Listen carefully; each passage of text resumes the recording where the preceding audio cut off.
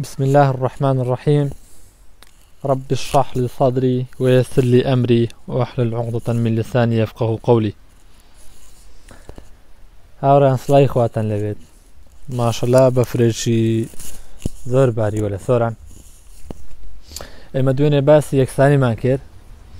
ئەمڕۆ باسی ئازادیەکەین. لە ڕاستیدا ئازادی وشەیەک نییە، دەستەواژێک نییە، چەمکێک نییە، پرەنسپێک نییە، کۆنسێپتێک نییە کە بە ئاسانی پێناسی بکرێ،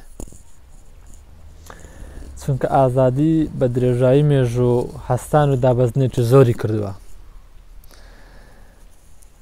بە درێژایی مێژ و ئازادی بریتی وە لە ئاسکێک کە ڕاوکەر ویستێتی ڕای بکە بەدەستی بێنێت.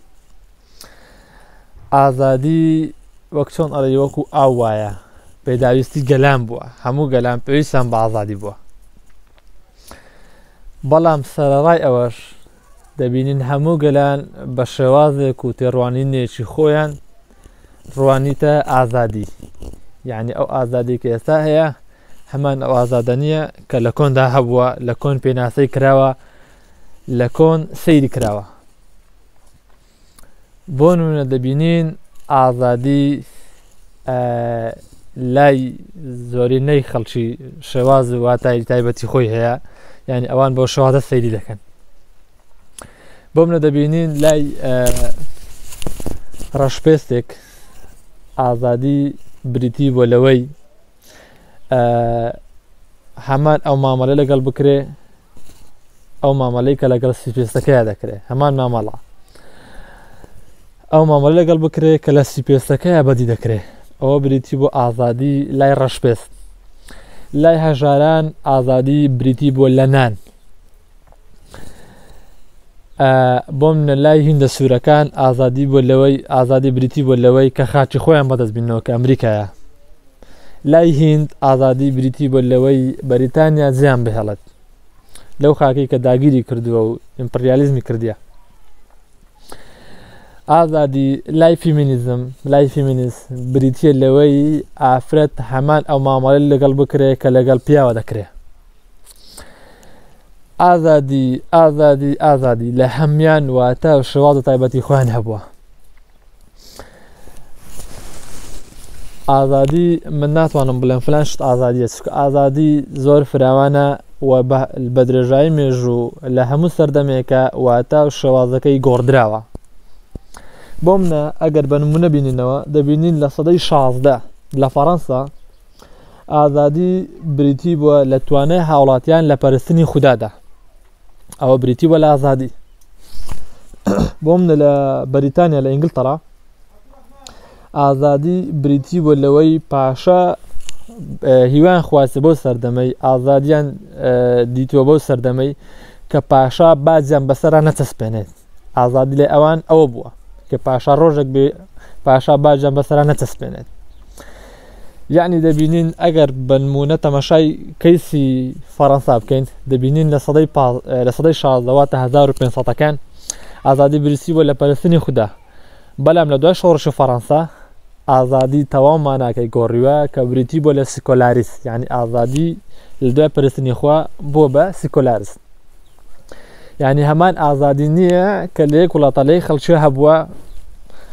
لە دوو سەردەمی جیاوازدا. اینجا دەبینین ئازادی بە درێژای مێژوو هەر ئەوها نەوەستاوە، بەڵکو ئازادی لە ئەسەدا پرسێکی سیاسی بووە، بەڵام لە مەیدانێکی سیاسی گوازراتەوە بۆ مەیدانی ئابووری. لەوێ ئەوەیان کردووە خەڵک بۆ من ئەوەی کە فری مارکێت دواسی دەکات خەڵک ئازاد بێت لە ڕووی بازاڕەوە، ینی لە ڕووی شتومەک و بازرگانی کردنەوە. ئازادی دەبێت شۆن وەستا، بەڵکو هات هیندرایە بەر ئازادی جنسیەت، یعنی وای لێ هات مرۆڤ لە ڕووی جنسیشەوە ئازاد بێ حتا دوایتر. اینجا ئێمە کە باسی ئازادی دەکەین پێش ئەوەی باسی ئەو ئازادیانە بکەین دەڵێم وەکو یەکسانی لە یەکسانی ڕوونم کردەوە کە ئازادی لە ڕووی وشۆ دیارە یعنی لە ڕووی زاراوەوە لە ڕووی زمان ناسیەوە دیارە کە ئازادی بریتە لەوەی کەسێک کۆیلە نەبێت ینی کەسێک لە خڵتە و پند و ئەوانەیە ڕزگاری بێت ئەو بریتە لە ئازادی بەڵام ئەگەر پێناسە ئازادی بکەین دەبێت تەماشای پسپۆڕان بکەین کە چۆن پێناسەیان کردووە بۆ نمونە یەکێک لەو پێناسانە کە کراوە کە تەمان هەر کەسەی بەپێی بۆچین و خۆی بەپێی شخصی خۆی پێناسی کردووە ئێمە سەرەتا دێن ئەو پێناسی کە گونجا بۆ ئازادی دەستنیشان دەکەین بۆ دواتر پێناسی ئەوانیش کە بە حاڵە کردوتیان ڕاستیان دەکەینەوە و بۆچنی خۆمان دەخەینە ڕوو بۆ منە پێناسەی ئازادی واتە دەربازبوون لە خڵتە یان لە کۆیلایەتی یان لەو سیفەت نزمەیەی کە هەیتیان و لەو خڵت و سیفەت نزمەی کە هەیتیان بۆ سیفەت بەرزی و بوون بە خاوەنی ئەخلاق و ڕەوشت هەندێک لەوان ئەوە پێناسەیان کردووە اینجا پێناسەی ئازادی یعنی ئازادی کە وەک باسم کرد ئەو هەمووەسان دابەزینەی تێدا کردووە جان ژاک ڕۆسۆ کە باسی ئازادی ئەکات یعنی کە تەرکیز ئەخاتە سەر قالێکی زۆر گرنگ کەویش بریتیە لە ئازادی نەفس یان بەڕایشکە ئازادی جنسی جان ژاک ڕۆسۆ پێی وایە ئازادی جنسی لە حەقیقەتدا ئازادی نییە بەڵکو کۆیلایەتیە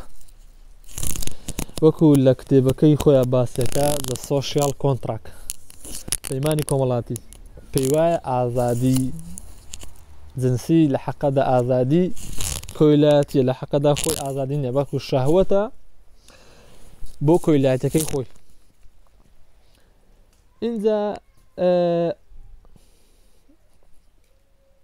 یەکێک لە فەیلسوفە گەورەکان پێی وایە بۆ ئەوەی مانە ئازادی بکەین دەبی سنوورێک بۆ ئازادی بشێشرێ یعنی سنوورێکی بۆ بکێشین بڵێن ئازادی ئەمەیە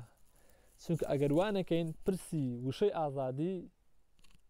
یعنی شتێک نامێنێتەوە بۆ مانە ئازادی بۆ نمونە ئەو فەیلسوفە بەڕێزە دەڵێت دەبی سنوور بۆ مانای ئازادی بچێشرێ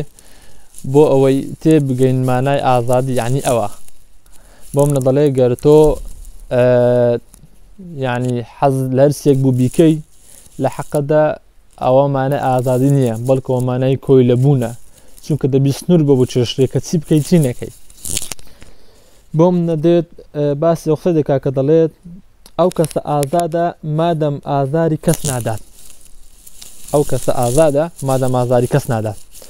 لە حەقەدا دێت دەڵێت ئەو کەسە خۆی لە خۆی داخسەی غەڵەتە بیت چونکە دەبێت سنووری وە بچێشرێ مادەم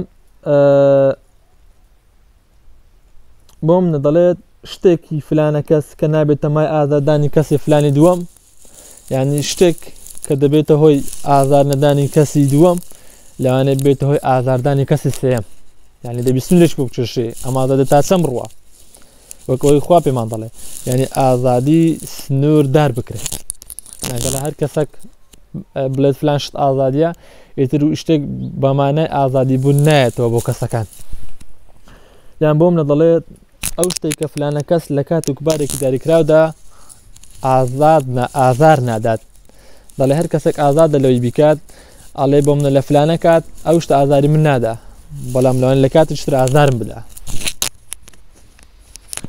یعنی دێت بە جوانی باسێ ئەکە کە ئازادی دەبی سنووری بۆ بچێشرێت بۆ ئەوەی بزانرێ ئازادی واتە چی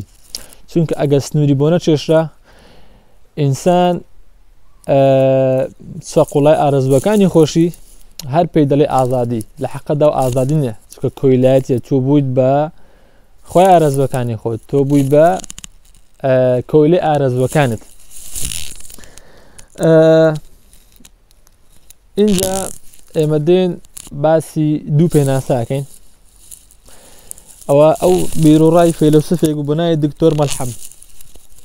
بەڵام ئەمە دێن پێناسەی دوو پێناسەی ئەوروپا وەرەگرین تەمەشان ئەکەین بزانن تا چەند ماناو بۆنی ئازادیان پێوە دیارە چونکە من هەمان قسەکەی دکتۆر مەلحەم بەدڵە کە دەڵێ دەبی ئازادی سنووردار بکرێ ئەگەنا هەموو شتێک بەمانە ئازادی بێت شتێک نامێنێتەوە بۆ جوانەتی ئازادی بۆ من ئەو قسەی کە هەیە دەڵێ ئازادی بریتێ لەوەی دەرچوون و خۆڕزگاکردن لە هەموو بەندە کۆمەڵاتی ئەخلاقەکان پابەند نەبوون بە هیچ کۆت و بەند و مەبدەئێک یعنی ڕزگاربوون لە هەموو بەندە کۆمەڵاتی ئەخلاقیەکان و ئاینەکان یان لە حەقەدا ئەوە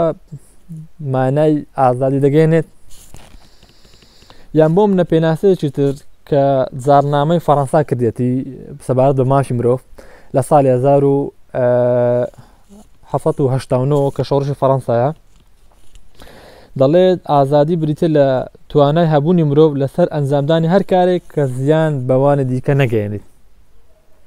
ئێمە تەماشا ئەو دوو پێناسە ئەەکەین کە لای غەرب بۆ کراوە لای ڕۆژئاوا خۆی کراوە تەماشاکەین بزانن تا چەند لەگەڵ عەقڵ دەگونجێ پێناسەی یەکەم کە بریتە لەوەی مرۆڤ بە هیچ شتێک پابەند نەبێ لە ڕاستیدا پێ ناڵێن ئازادی بەڵکو کۆیلەبوونی مرۆڤە بۆ ئارەزوەکانی خۆی وەک هەمان ئەو فەیلسوفە بەڕێزە ئاماژەی پێدا کە ئارەزووی لە چی بوو وا بکە بێگومان ئەوە نابێتە ئازادی چونکە ئەبێتە کۆیلە ئارەزوەکانی خۆی هەرچی حەزی لێ بوو هەرچی ویسەتی بکە ئەوە هێشتا سنوور بۆ ئازادی نەچێشراوە دەبی سنوورێک بۆ بچێشرێ کە فلان شت بکە فلان شت نەکە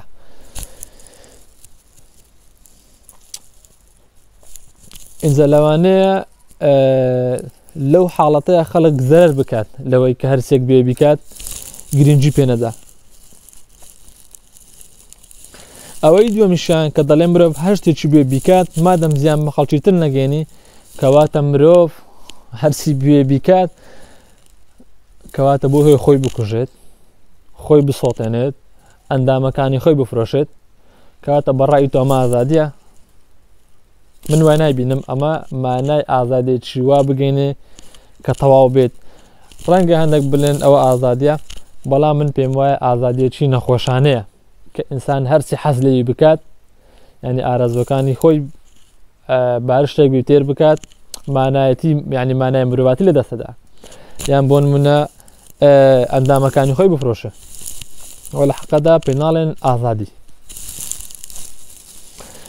بەڵکو هەمان ئەو قسەی پرۆفسیۆرم بەدڵە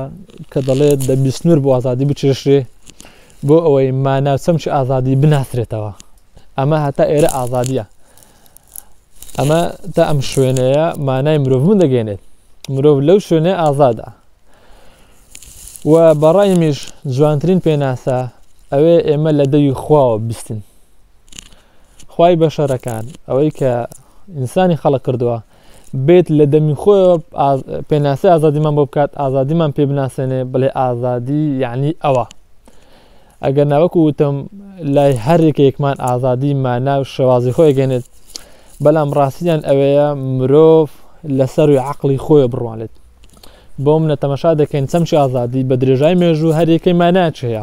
کەس نازانێت مانای ئازادیوەتە چی بەڵام وا باشترە خوای مرۆڤەکان بێت لە دەمی خۆی پێناسی ئازادی بکە ئەگەر ناتەمەشا دەکەین عەقڵی مرۆڤ ناتوانێت لە زیاتر درک پێ بکە بۆ منە تەمەشا دەکەین ئەگەر باسی چەمچی دادوەری بکەین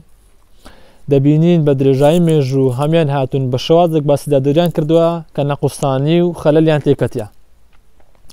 یعنی ئێ لە دوای ئەوە کە ئەو هەموو نەقوسانە خەلەی لە دادوەری هەیە دەبینین ئەو ڕۆژ جیهان نادادپەروەرترین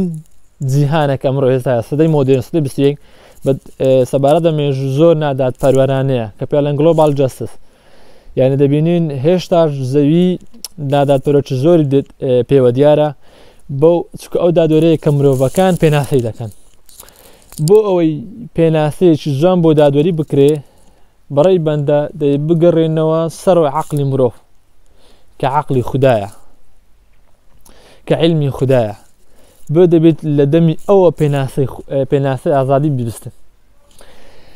هەندێک لە پسپۆران و شەڕەحزانان هاتوون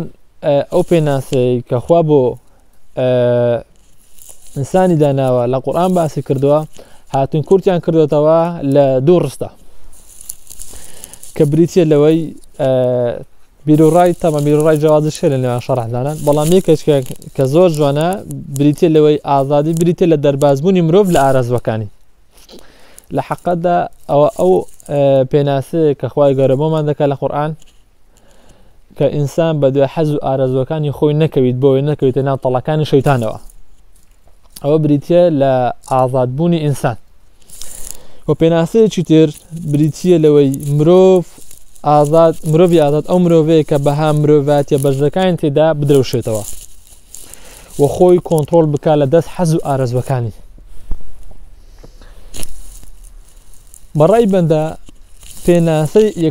ئازادی بۆ ئەوەی لە سوارچەوەی خۆیان بێت دەبگەڕێنەوە بۆ شتێک کە لەسەر عەقڵی مرۆڤە کە بە وەحی یان بڵێن بە شێوازێکی زارەکی بە شێوازێکی ئیلهام کە لە پەرتووکی ئاسمانیا دەرکەوێت پێمان بڵێ ئازادی مانای ئەوەیە ئازادی لە قورئاندا واتە بە کورتی پوختی بەپێی ئەوەی شەڕەحزانان زۆر سەیریان کردووە و لێکیان داوەتەوە ئازادی بریتی لەوەی ئینسان نەبێتە خوای حەز و ئارەزوەکانی خۆی نەبێتە بەمەناشتر دەرباز بێت لە حەز و ئارەزوەکانی خۆی چونکە خوای گەورە کە مرۆڤی خەڵق کردووە و ئیسلامی ناردووە ئیسلام بەوە هاتووە کە بەندەکان لە بەنداتی وەکو خۆیانەوە لە پەرستنی بەنداتی خۆیانە بگەڕنتەوە بۆ پەرستنی خوددا بەنداتیکردنی خوددا کە ئەوەی کردووە زانیەتی مرۆڤ ئەگەر ئەوهای لێ بگەڕێ دەبێتە خوای حەز و ئارەزوەکانی بۆیە سێشتی بۆ داناوە ئەوش یەکەم ئەوەیە کە مرۆڤ پەیوەندی لێکەم شت پەیوەندی لەگەڵ خۆیان بار بێت ئەوە هەر یەک پێناسەی دووەمی ئازادی ڕستەکاتەوە کە لەن ئەوروپا کراوە کە پێوابی ئینسان حەزی لە چی بوو بیکات ینی حەزی بەس زیان بانتن نەگەینێت کە ئەندامەکانیش فرۆشە لە حەقەتدا ئەوە غەڵەتە چونکە ئینسان دەبی یەکەم جار خۆی خۆش بێ خۆی لە پێشچاوبی نەک بیتە خوای ئارەزوەکانی خۆی بۆ ئەوەی پێناس ئەو پەیوەندی لە بینی خۆی و خوایەتی چاک بکە ئەوە یەک دوو پەیوەندی عەفوان پەیوەندی لە بینی خۆی چاک بکە دوو پەیوەندی لە بینی خۆی و خوای چاک بکە سێ پەیوەندی لە بینی خۆی و خەڵک چاک بکە وە جوانترین پێناسش ئەوەیە کە سنوور بۆ ئازادی بچێشرێ بۆ ئەوەی بزانن سەمکوی ئازادی لە ئەسڵ و ئەساسدا مانای چییە لە هەڵەو کەم و کوورەکان بورن وآخر دعوانا وإن الحمد لله رب العالمين